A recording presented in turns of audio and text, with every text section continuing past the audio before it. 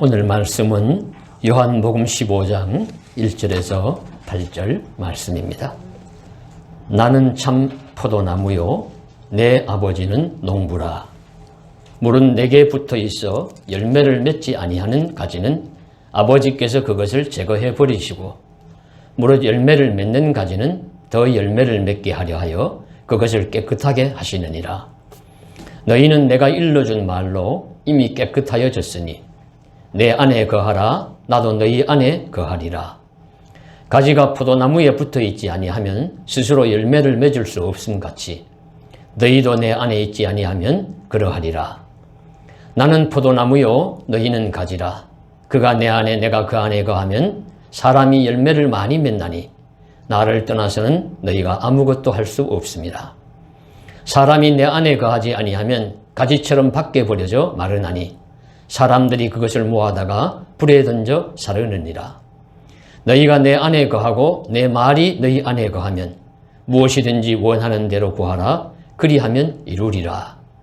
너희가 열매를 많이 맺으면 내 아버지께서 영광을 받으실 것이요 너희는 내 제자가 되리라. 아멘. 한 해의 마지막 주일을 맞아서 나무라는 제목의 시 한 편을 먼저 읽으며 말씀을 시작하고자 합니다. 나무라는 시는 이런 것입니다.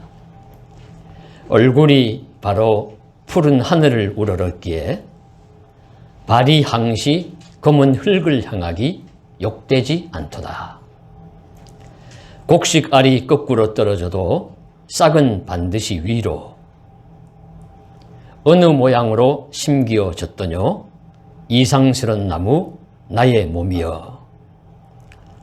오오 알맞은 위치 좋은 위아래 아담의 슬픈 유산도 그대로 받았노라. 나의 적은 연륜으로 이스라엘의 2000년을 헤였노라. 나의 존재는 우주의 한낱 초조한 오점이었도다.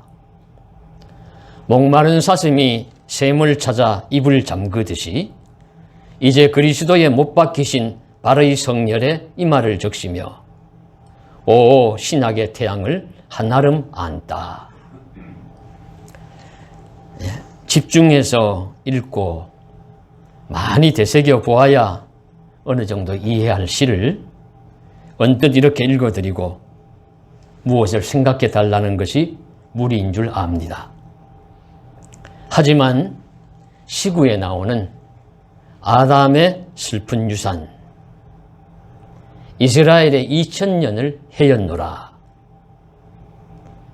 또 목마른 사슴이 샘을 찾아 그리스도에 못 박히신 발의 성혈, 이런 구절들이 나오는 것으로 보아서 이건 신앙시구나 하는 것은 우리가 감을 잡을 수가 있어요.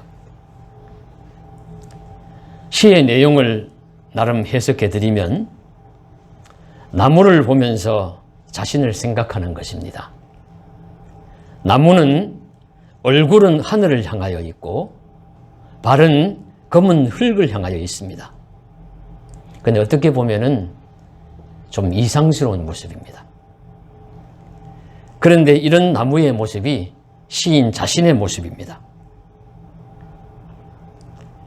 어찌 보면 인간의 몸은 육체적이든 영적이든 좀 이상스럽기도 합니다. 그런데 그 몸은 아담의 슬픈 유산, 즉 원죄를 이어받은 것이고 그래서 우주의 한낱 초조한 오점에 불과합니다.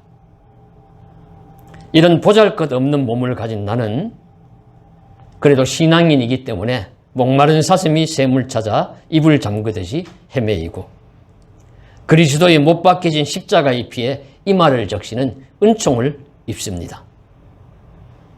즉 시인 자신이 보잘것없는 존재지만 한 그루의 나무처럼 발은 땅을 딛고 있지만 얼굴은 푸른 하늘을 향함으로써 하나님의 은혜를 입는 존재라는 것을 고백하고 있습니다.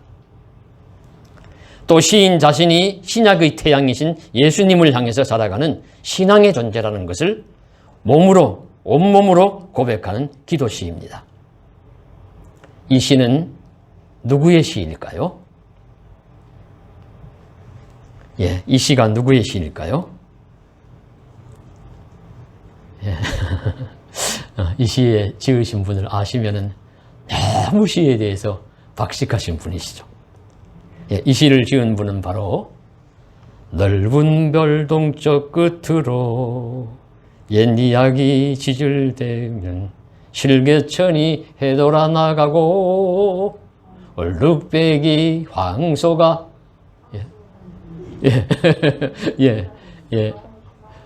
정지용, 향수를 지은 정지용이라는 시인입니다. 정지용이라는 시인이 몇 년생이냐면 1902년생이에요. 1902년생인 이분이 알고 보니까 우리나라 신앙시의 대부라고 할 수 있습니다. 그는 아들 둘을 수도원으로 보낼 정도로 신앙이 독실했고, 그리고 그 유명한 윤동주가 가장 존경하고 가장 내가 영향력을 많이 받았다고 하는 시인이 정지용 시인입니다. 그리고 신앙 시인으로 유명한 박두진, 박목월 씨가 정지용 씨의 추천으로 문단에 등단을 했다고 해요. 이럴 정도로 이 정지용은 기독 시인의 대표자라고 할 수 있습니다.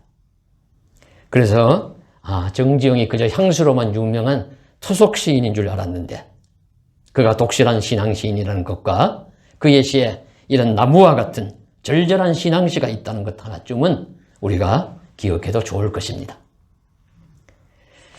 이와 같은 시인이 시를 써서만이 아니라 우리 신앙인은 누구나 우리 삶이나 나의 모습이 나무와 닮았다는 것을 부인할 수가 없습니다. 우리는 나무처럼 발은 검은 흙을 향하여 딛고 있지만 얼굴은 푸른 하늘을 향하여 있고 태양을 바라보며 살아가니까 욕되지만은 않은 존재입니다. 즉 우리가 발을 딛고 사는 세상은 검어요. 온통 검고 죄악으로 물들어 있습니다. 그러나 우리가 바라는 것은 저 푸른 하늘, 밝은 태양, 성스러운 것을 바라보는, 예수님을 바라보는 소망을 가진 존재입니다. 우리 기독교인의 정체성이죠. 그래서 오늘 이런 말씀들과 함께 예수님이 직접 많은 나무 중에 자신을 포도나무라고 비유를 하시면서 우리에게 주신 유익한 교훈을 한 가지 깨닫고자 합니다. 내용은 이런 내용이죠. 하나님은 농부이시고 나는 포도나무고 제자들을 향해서 너희들은 가지다.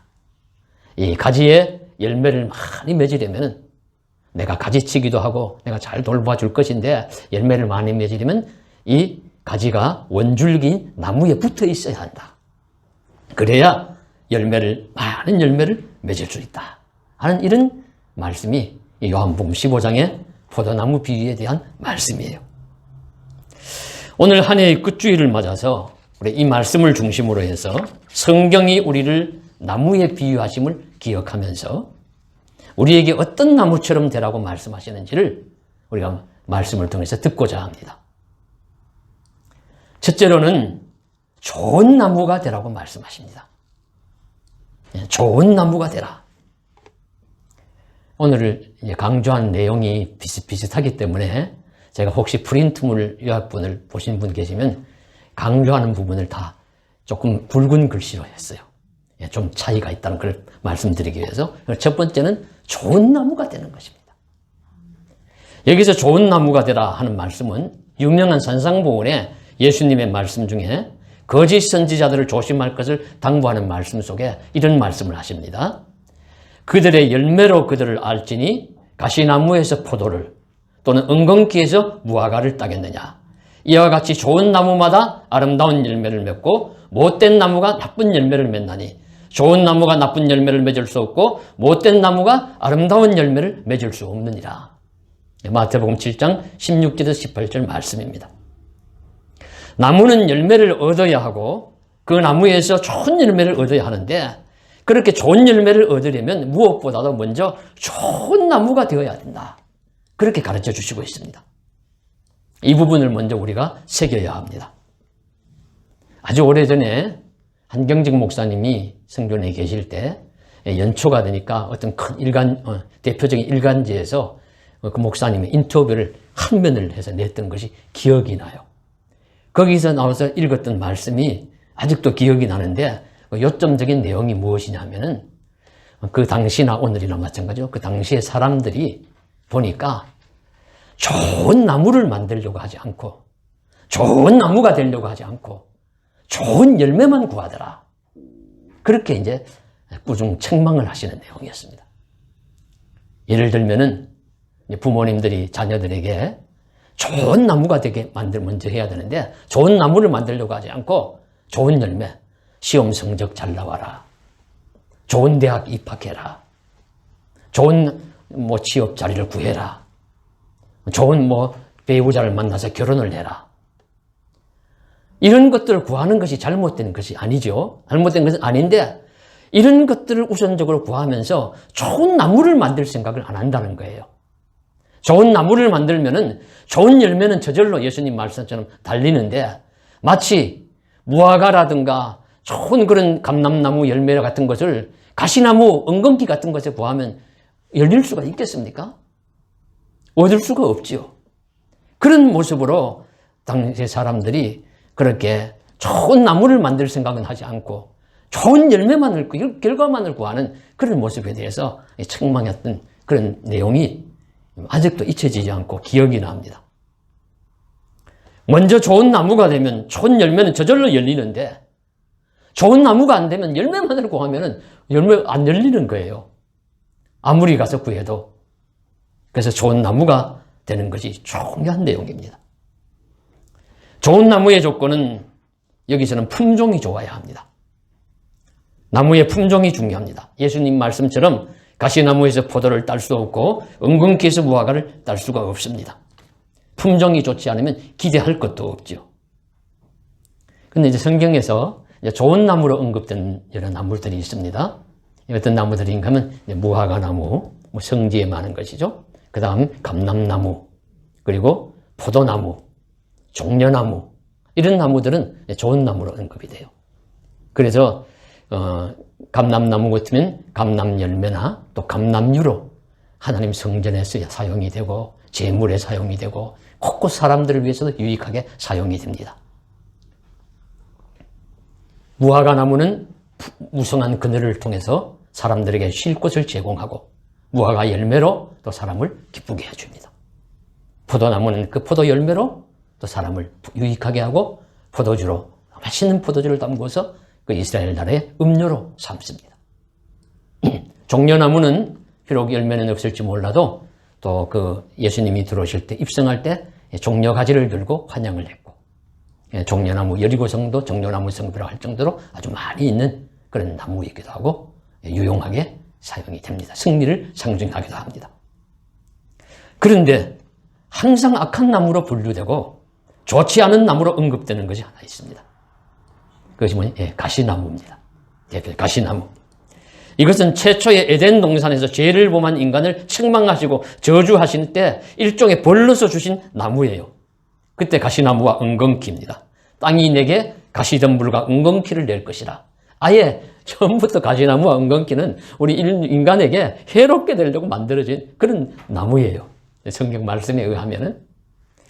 그래서 이 가시나무는 요담의 비유에서 보면, 사사기에 보면 이제 그 기드온의 아들 중에 살아남은 요담이 그 이제 아비멜렉과 그 함께 합세하는 사람들을 교훈하기 위해서 비유를 얘기할 때 이야기하지 않습니까? 그때 좋은 나무는 감람나무, 무화과나무, 포도나무는 각기 좋아서 자기 열매로 하나님을 영광을 돌리고 사람을 기쁘게 하고 또 유익을 주는데 하나님 못된 나무가 있어요. 가시나무입니다. 가시나무는 자격이 안 되는데 높은 자리에만 올라가려고 하고 그리고 다른 사람에게 유익을 끼치는 것이 아니라 가시로 찌르고 또 거기에 보시면 이제 불을 내어가지고 다른 것을 태워버리고 만다. 이렇게 이제 유익을 주지 않고 이웃을 못 살게 하는 고통스럽게 하는 그런 나무는 가시나무와 같은 것입니다. 그래서 이 나무의 교훈에서 주신 첫 번째 중요한 내용은 가시나무처럼 악한 나무나 나쁜 나무가 되지 않는 것입니다.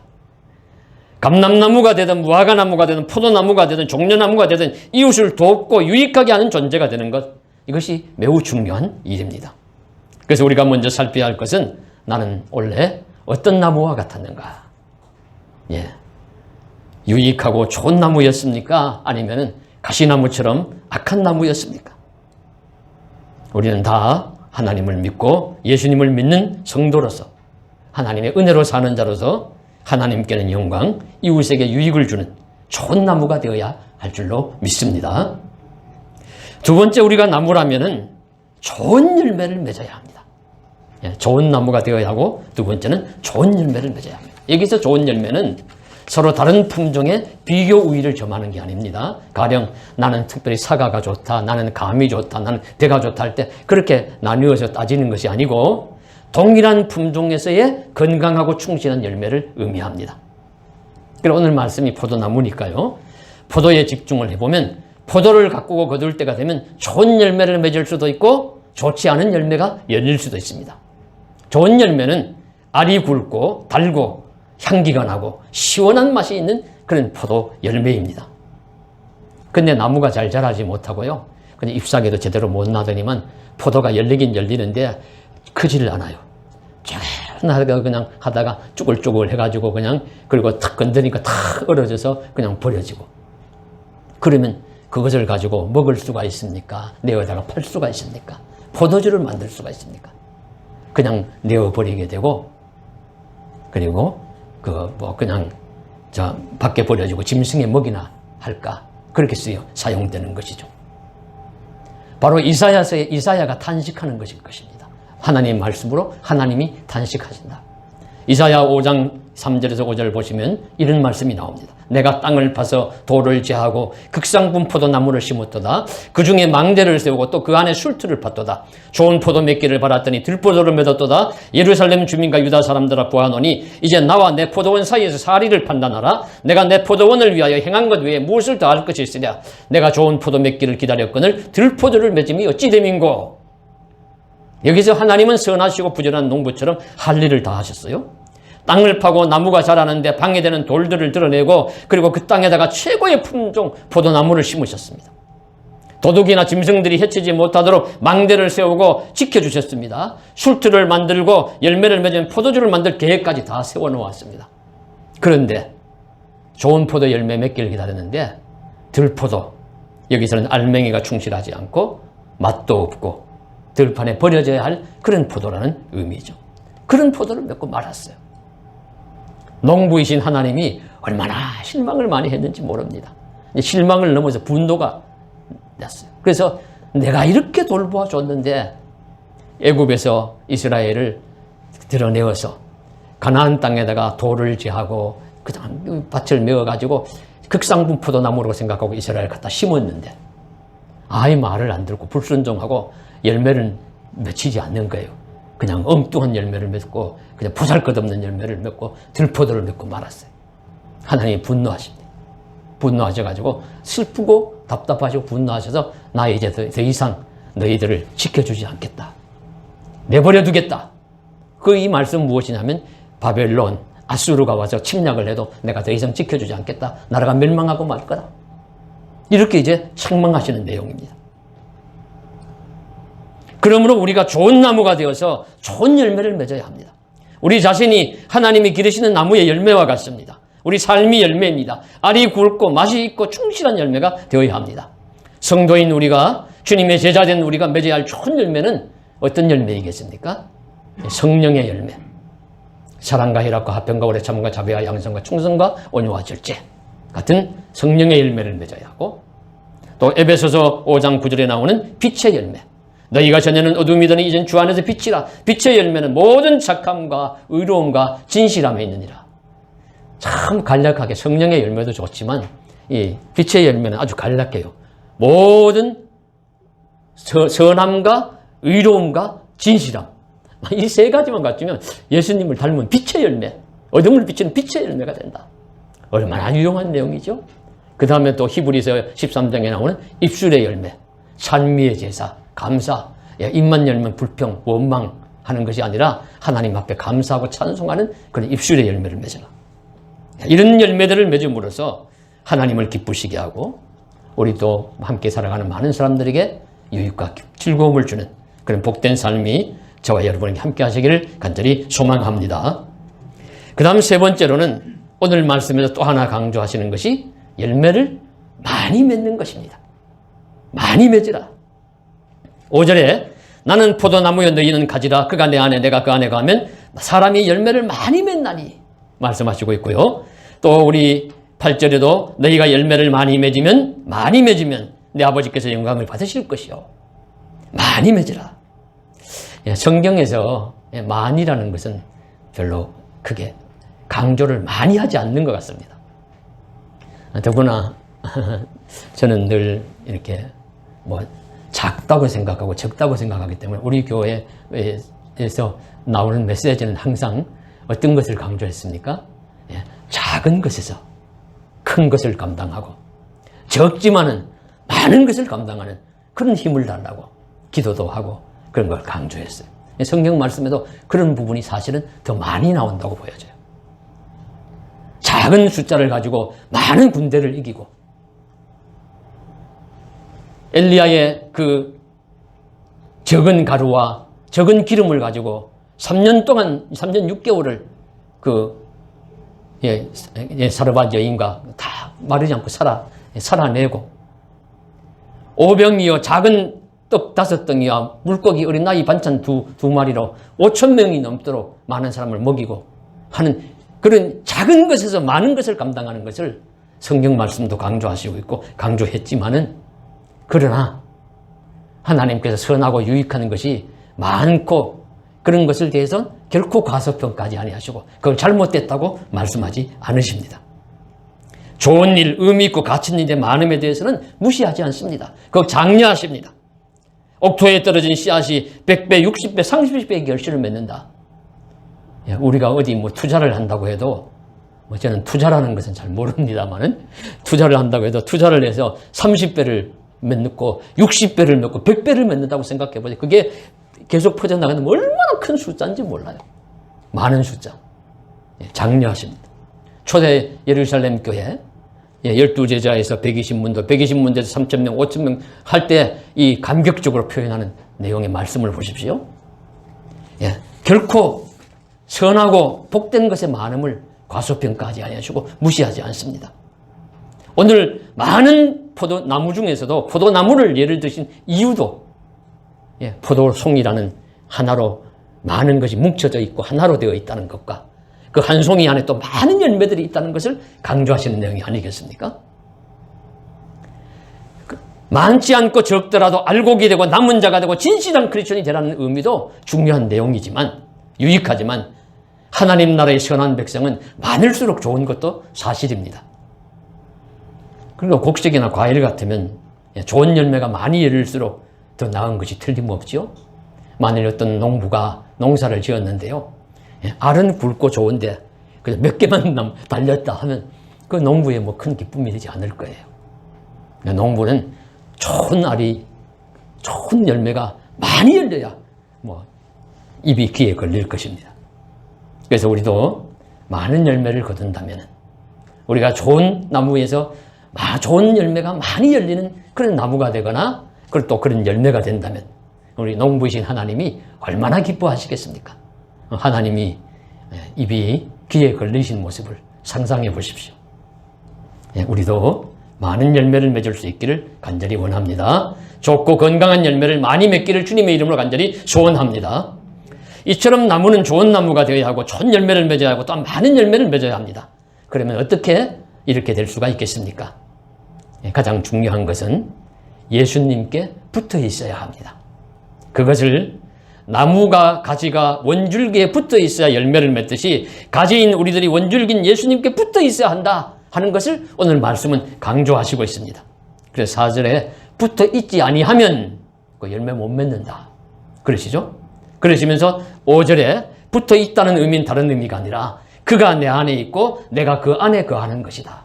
그렇게 말씀으로 가르쳐 주세요. 예수님이 내 안에 있고 내가 예수님 안에 있어야 한다는 것입니다. 가지가 원줄기에 붙어있는 한 몸인 것처럼 우리가 예수님과 일심동체와 같이 한 몸이 되는 삶, 이것이 성도가 좋은 열매를 많이 맺는 길입니다. 이것이 예수님의 제자도에서 핵심적인 요소입니다. 그래서 어떻게 하든지 우린 주께 붙어 있어야 합니다. 주님께 붙어 있어야 우리 유익한 것이 있고 살고 은혜가 넘칠 것입니다. 주께 붙어 있으십시오. 건강을 위해서 걷는 것이 좋다고 그래요. 그래서 누죽걸산이라. 예, 누우면 죽고 걸으면 산다. 예, 이런 말이 있습니다. 예, 걷는 것을 지금 권장하는 이야기예요. 근데 여기서 이제 조금 더 나아가서 예, 나는 이렇게 걷는데 어떤 사람이 막 뛰어갑니다. 그걸 보면 아이 부러워요. 아, 저 사람은 참 건강하다. 나는 걷기도 힘든데 저렇게 뛰기도 하네. 그럴 것입니다. 그런데 뛰는 사람이 있으면은 예, 뛰는 자가 있으면 그 앞에 나는 자가 있다. 하늘에 날아가는 자가 있다면 아이고 나보다 더 빠르네. 예, 그럴 거예요. 그럼 나는 자 위에는 뭐가 있습니까? 예, 붙어가는 자가 있다. 예, 붙어가는 자는 힘 안 들이고 날아갑니다. 예, 좀 우스개 섞인 이야기지만 예, 이런 삶이 지혜로운 삶이라는 것을 이야기하는 교훈 중에 하나로 나오는 것이고요. 그리고 또 하나는 무엇인가 하면 예, 우리는 죽게 붙어 있어야 한다. 세상의 유력한 자들에게도 사실은 붙으려고 몸부림을 많이 치지요. 그러면 뭐 삶이 편안하고 얻는 유익이 있으니까 그럴 것이지만 우리는 무엇보다도 세상의 것들이 아니라 주님께 붙어 있어요. 주님께 붙어 있어야 합니다. 주님께 붙어 있어야 합니다. 주님께 붙어 있으면은 오늘 말씀처럼 나무가 가지에 붙어 있으니 우리 원줄기인 주님께 붙어 있으면 좋은 열매를 많이 맺을 것입니다. 그런 이 말씀을 기억하시고 주님께 붙어 있는 자가 될 수 있기를 간절히 소망합니다. 주님께 붙어 있는다는 의미는 이렇게 설명하십니다. 7절에 너희가 내 안에 거하고 내 말이 너희 안에 거하면 예수님의 말씀이 우리 안에 거하면은 그게 주께 붙어 있는 거예요. 주님께 어떻게 붙어 있어야 하느냐? 물론 예배를 잘 드리고 말씀을 읽고 기도를 많이 하고 주의 말씀들을 순종하고 하는 삶이 주께 붙어 있는 삶인데 더 이제 간략하게 요약을 하면 가장 핵심적인 것 중에 하나는 주의 말씀이 내 안에 있는 것. 말씀을 섭취해서 말씀을 내 양양분 삼는 것은 우리가 주님 안에 있는 것입니다. 그러면 그 말씀이 우리 안에서 역사하십니다. 우리를 주님 안으로 인도하고 이끌어 가십니다. 그러므로 주께 붙어 있는다는 것은 주님 말씀 안에서 살아간다는 의미입니다. 그래서 저희 교회가 많이 연약하지만 그래도 한 가지 강조하면서 중점적으로 해온 것이 말씀을 가까이 하는 삶입니다. 예, 그래서 우리는 성경 암송도 했었고요. 예, 성경 묵상도 했고요. 그리고 또 성경 우리 문답도 여러 해 했습니다. 이제 내년에는 성경 필사를 하려고 합니다. 이런 내용이 뭐냐면 말씀이 내 안에 거하게 하기 위해서 하려고 하는 우리의 간절한 몸부림이라고 볼 수 있습니다. 우리의 간절한 소원입니다. 말씀을 사모하고 말씀이 내 안에 거함으로 주님이 내 안에 거하시고 그러므로서 그 주님의 말씀이 우리를 복되고 선한 자리로 인도해 주시기를 간절히 소망합니다. 말씀을 맺습니다. 우리가 한 그루의 나무라면 어떤 나무가 되어야 할까요? 첫째는 가시나무나 엉겅퀴같이 되지 말고 좋은 나무가 되라. 성지 같으면 감람나무, 무화과나무, 포도나무와 같은 나무가 되어서 하나님께 영광을 돌리고 많은 사람을 기쁘고 유익하게 할 것입니다. 둘째는 좋은 나무 열매를 맺는 것입니다. 나무는 품종은 좋은데 열매가 잘 안 열려서 그냥 버려지면 그것 또한 또 비참한 일입니다. 그래서 좋은 나무에 좋은 열매를 맺어야 합니다. 그리고 세 번째는 더해서 오늘 말씀에 강조하시는 것처럼 좋은 열매를 많이 맺는 것입니다. 많이 맺자. 그리고 많이 맺고 그렇게 좋은 열매를 많이 맺으려면 주님께 붙어 있어야 한다. 이 사실을 오늘 꼭 기억하시고 이 한 해 또 다가온 내년 한 해도 주님 주신 은혜로 주님께 붙어 있어서 하늘을 나는 놀라운 역사 체험하기를 간절히 원하고 많은 좋은 열매로 하나님께 영광을 돌리고 우린 주님의 참제자가 되는 기쁨과 유익한 은혜를 누리실 수 있기를 간절히 소망합니다. 기도드리겠습니다. 사랑하는 하나님 아버지, 우리가 나무라면은 좋은 품종의 나무가 되게 하시고 또 좋은 열매를 맺게 하시고 또 좋은 열매를 많이 맺을 수 있는 은총을 다하여 주십시오. 그리고 그 줄기가 가지가 나무에 원줄기에 붙어 있지 아니하면 결코 열매를 맺을 수 없듯이 우리가 주님 줄기이신 원나무이신 주님께 붙어 있어야 하는데 어디 가든지 주님께 매달리든지 붙어 있든지 결코 주님 떠나는 삶이 되지 않도록 지켜주시고 그렇게 사는 일 중에 말씀이 내 안에 내가 말씀 안에 가는 은총을 허락하여 주시옵소서. 도와주시길 원하고 주 예수님 이름 받들어 간절히 기도드리옵나이다. 아멘.